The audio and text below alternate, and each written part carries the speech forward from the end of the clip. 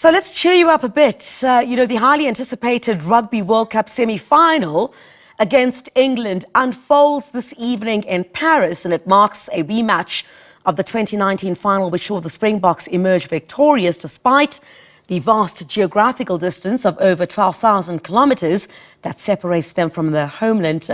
Kolisi, that's Siya Kolisi, and his team sense the unwavering support of their fans. So SABC News is in Paris and we're monitoring the situation there very closely. I think I'm going to be chatting to Simon Burke now, who is in Paris. Simon, can you hear me? I am incredibly jealous of where you are at this time.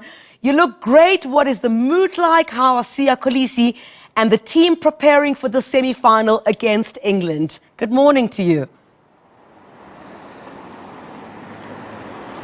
Griselda, good morning. Yes, I'm coming to you from a brisk Parisian autumn morning. It's a little bit of a nip in the air, not enough for the South Africans that have come through to Paris for this crunch semi-final encounter, not to hit the streets. You see the green and gold wherever you go.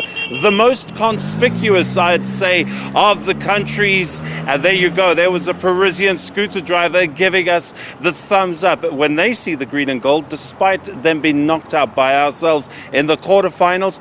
They also cheer for us. I think they've adopted us as their team. They think if we were good enough to beat them, then we're probably good enough to beat the English. That's for sure. It's an expectant mood here in Paris. As I say, the South Africans are out and about. We see them all over. I'm joined by a couple from Johannesburg, Vishal and Mina. Gentlemen, tell us, how are you feeling today? You want to go do some sightseeing. Yes. You want to see the boulevards, but I could assure you at 9 o'clock your mind will be elsewhere. Yes, definitely, for sure.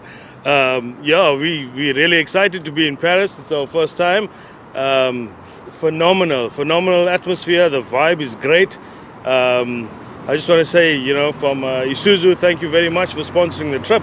And we're really excited to see South Africa really kick some butt tonight. Mina, yourself, you echo the sentiments of your husband. Are you worried at all? Not at all. Not at all. Like Vishal said, it's a beautiful place. It's stunning. It's amazing. There's nothing to worry about. I mean, it's an absolutely amazing place. We're loving it, except missing our kids. But other than that, we're loving it. So you guys made the journey, a long trek. Tell us about it. And how many South Africans were on the plane? Because it's been plane loads of South Africans that have come over. Wow, it was a lot of them. Yeah, probably 300. Yeah. 300 plus on one flight, and then the following flight another 300. That's the ones we know about. So yes, plenty of South Africans. So you're feeling at home. And the French, they've been known to be a bit aloof in the past. I think that's one of the stereotypes about them. But I haven't found that, especially when you say you're from Afrique du Sud and you talk about Siya Kolisi. Is that correct? Yes, definitely. I must say they were very warm and welcoming. We've been to a couple of restaurants and monuments, very, very welcoming, I must say. So I congratulate them on welcoming us to their country. So you're going out to do a bit of sightseeing on the boulevards, on the avenues. You've got the Arc de Triomphe, all this incredible French culture. Tell us about your experience at the stadium. That's another impressive feat of the French. 90,000 plus, the National Stadium, an imposing place to go to. How was your experience there? Well, all I can say is you can feel the gees. The vibe is great. Absolutely astonishing experience from my side, definitely. Are you worried at all about the English? Because I did run into a few last night, and they weren't particularly pleasant. All the other nations have been pretty nice, but the English, I don't know, I kind of sensed an edge.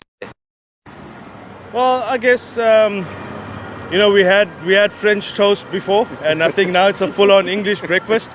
You can get the feeling inside. You know when South Africa's going to do well, and you know when they're gonna really outplay themselves. So definitely, I got no doubt in my mind that they will.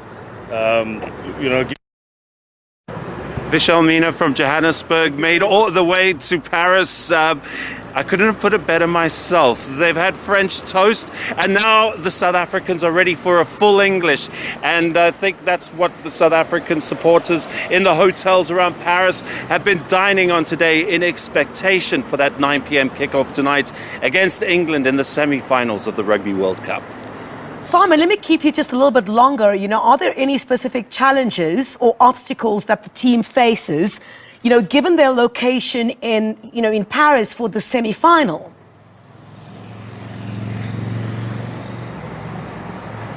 This team is a very well-organized unit.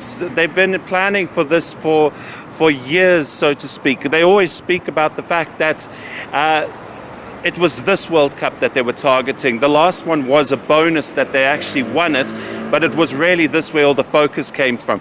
So in that respect, from a logistical point of view, this is a team with a crack support staff that monitor everything. Charles Vessels, the gentleman who is tasked with their logistical duties, has been planning each and every day down to the second, so to speak. He's got charts, he's got graphs, he's got flip files of exactly where and when the Springboks need to be everywhere. The guys are, it's a well-oiled machine. It's fully functioning, and they don't really see any problems in that respect. It's a team under the guidance of Jacques Nienaber and the SA Rugby Director of Rugby, Rassie Erasmus, who have prepared for every eventuality. Even these gusts of wind that pick up on the Parisian streets now and then. And this one's particularly harsh, if you can see that. Oh, absolutely, I can see that, but I don't think that will, dampen the spirits that we see. Can you elaborate, Simon, on the significance of the 2019 final rematch in the context of South African rugby?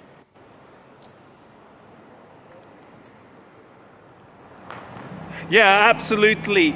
This is going to speak volumes. This is a country that has got a proud pedigree, and it is setting itself up with generational talents. We see the current superstars, but we also see waiting in the wings the next and the next in the supply line.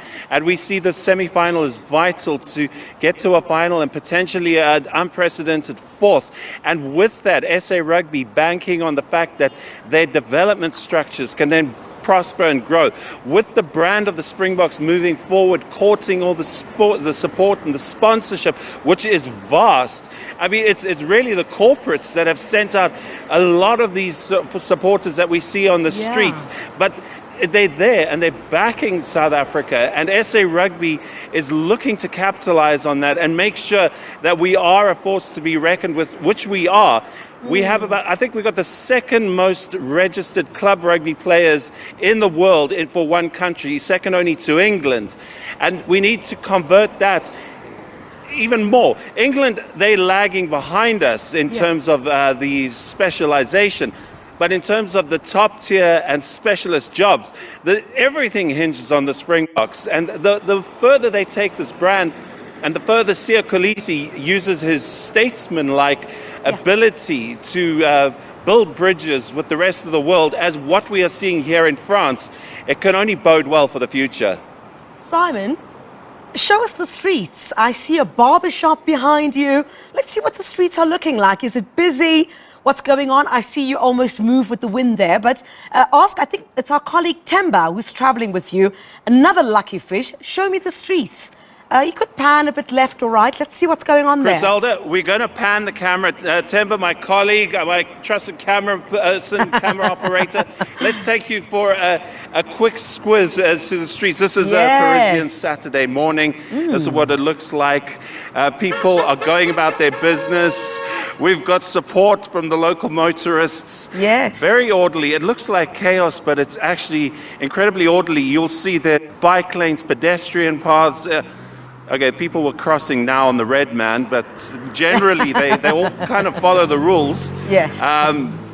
So this is what Paris looks like in the morning. There's a flyover here and modern buildings mixed up with some of the more turn of the century architecture. It's a happy little mishmash, I'd say. But everyone gets on with things. And As you go further out, it becomes a little bit more industrial, and that's where the Yeah. Stade Francais is. A little bit more foreboding, but you get the trains out there, and you get yourself into this incredibly cavernous stadium. Love it. Simon, I'm incredibly jealous once again. You and Temba have a great time. And I'm sure much later on in our bulletins, we will be passing to... And as you can see, we've got a passing group of Springboks Yay! on their way with the goal of international relations. Oh, I love it, Simon. And it's great that you managed to capture them while Temba is panning there. We get a sense of the excitement that is taking place there. And you and Temba have a very good time, you know. I'm incredibly jealous. Enjoy your time there. Take lots of pictures. Tell us all about it. And certainly, I can tell you back home, everyone is waiting in anticipation for this match this evening. We really, really, really have a good feeling about this. And I know that the boys are not going to disappoint. Simon, great stuff. Have a great time.